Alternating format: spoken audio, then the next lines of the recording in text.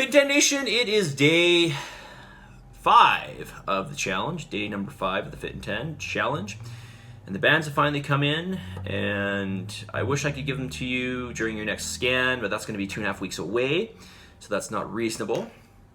So I guess I'll have to set aside some time, maybe in the day at some point very soon, where I hand these out to you. So maybe I'll take a morning and do that. But I should do that as soon as possible. Okay, so your bands are in. My apologies, they were supposed to be here a week before the challenge started. They're finally here. Okay, so bands are in. I'll figure out a time for this. Okay. All right, let's talk about calories. Let's talk about why you're getting so many calories, or at least you think you're getting so many calories, or perhaps why it feels like it's so many calories. But the reality is it's not a lot of calories. When you add everything up, it's just not a lot of calories, okay? It might be a lot of food because we're not eating calorie-dense food, which is why it feels like a lot of food, because I am obviously encouraging you to eat real whole food. And you kind of have to do this when you're eating, anywhere from 25 to 33% of your calories coming from protein. Now, as I mentioned yesterday, there's 4 things that contribute to your energy output for the day. And maybe I'll get in those tomorrow because I still feel like I'll be jumping ahead if I talk about those right now. But I'll just reiterate them just by name, okay? So you've got your basal metabolic rate, okay? The energy that it takes to basically sustain your body at rest. You've got your exercise activity. That's your energy output when you're doing exercise.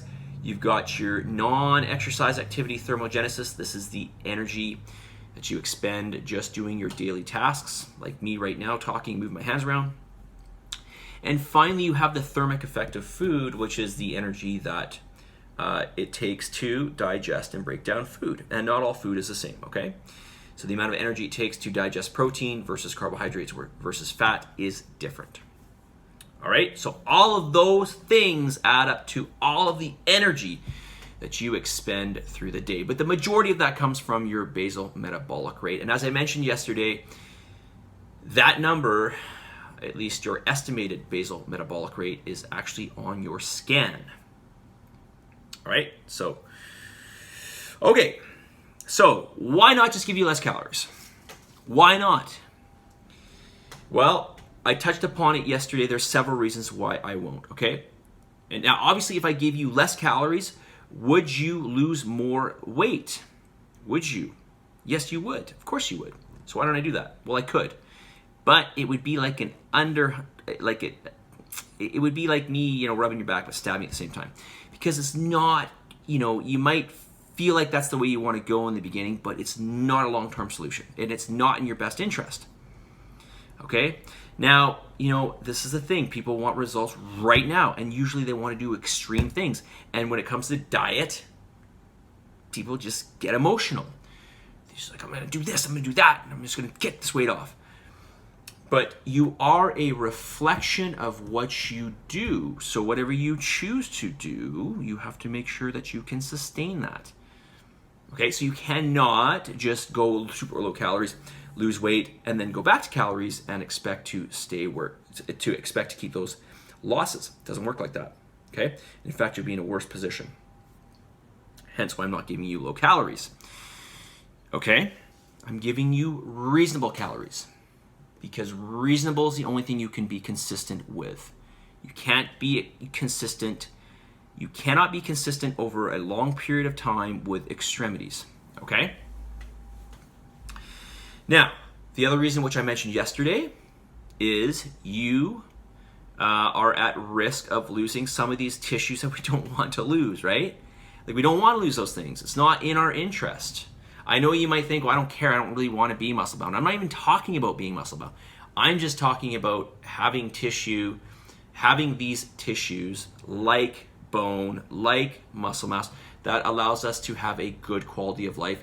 And let's not forget, as we age, we lose these things as is. Okay? Now, there was a question put out there about low calories, but isn't lower calories better? Okay, I'll put that question out again. The question was to me, isn't having low calories better? And this is a question that is like, what do you mean better? Better than what?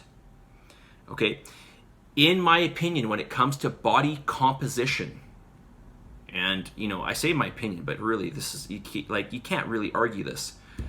No, it's not. When it comes to giving your organs a break, when it comes to perhaps a way of lowering certain bad blood markers or blood markers that need to be adjusted. So let's just say like cholesterol, or let's just say insulin levels in the bloodstream, or sugar levels, fasted glucose levels in the bloodstream, things like that. Okay, blood lipid levels.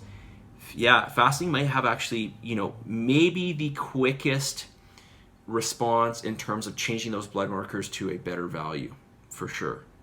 Okay, so, and I'm just using this as an example.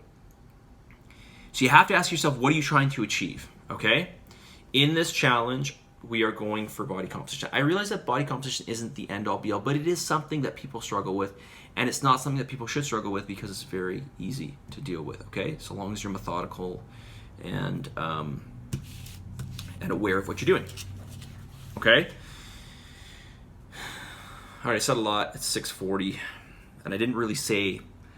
I don't really know if I said a whole lot. I mean, I said a lot, but I don't know if I said anything of substance. Okay, but I have to really kind of build this up because I usually do one video on this per challenge, maybe two that are spaced out. But I realize this is such an important topic.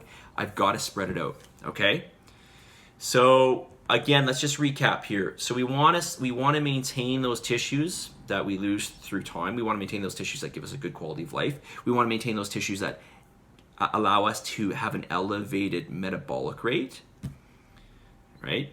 Because that's allowing us to burn more energy at rest. Okay. Another reason why is because, again, we don't want to do anything extreme. We can't sustain that.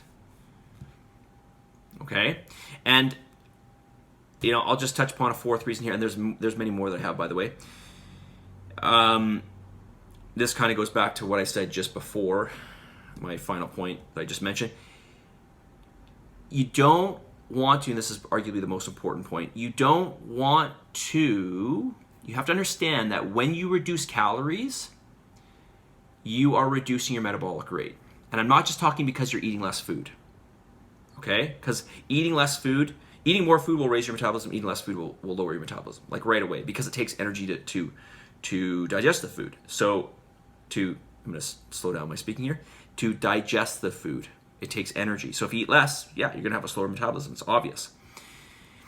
But I'm not talking about that. I'm talking about slowing down certain mechanisms in your metabolism. Okay, that is your body going into more of a survival mode. That is your body becoming more energy efficient. Okay, we want the body to be energy inefficient when we're trying to burn fat.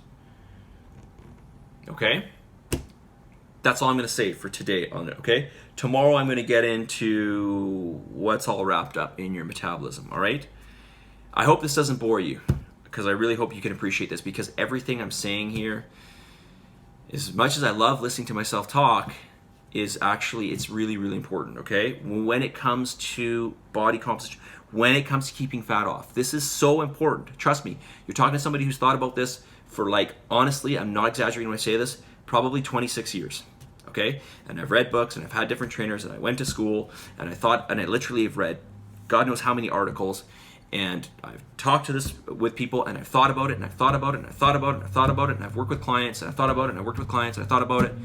And this is my final conclusion. It has not changed in God knows how many years. Okay? That's not to say it won't change. But I just cannot possibly, with everything I have put into this, this is in my opinion the absolute best way you can go. Okay. Questions here quickly. Yogurt, high in sugar. Depends. If you have unflavored yogurt, not as high in sugar as, say, flavored yogurt. But yes, yogurt is higher in sugar because it's a milk byproduct. But if you go for something that has a lot of the lactose removed, like Greek yogurt, that would be a much better way to go. Buy the Greek yogurt at Costco. That's very, very low carb, very, very low sugar, okay? Greek yogurt, in general, is much lower in sugar, period. Do not go with flavored either, okay? So we're talking about plain Greek yogurt. How much water per day?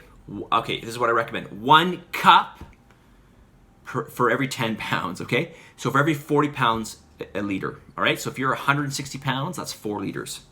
Okay, if you're 200 pounds, that's 5 liters. Okay, if you're 120 pounds, that's 3 liters.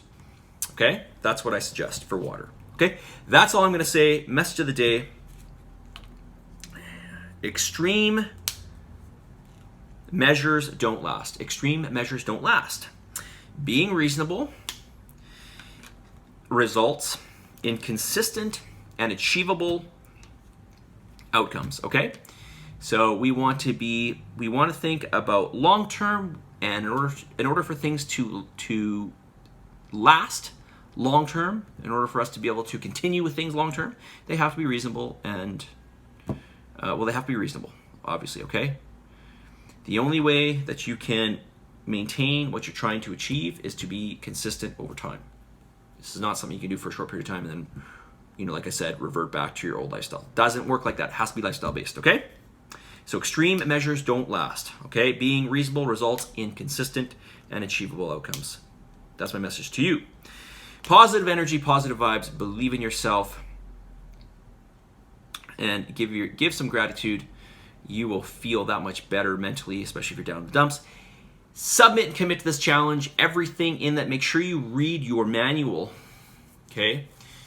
Front to back, read your manual and submit and commit to all the pillars and do your best, okay? And don't beat yourself up if you're not meeting all the standards, but work on becoming better at meeting those standards. I'll talk to you guys all very soon. Way too long of a video. So yeah.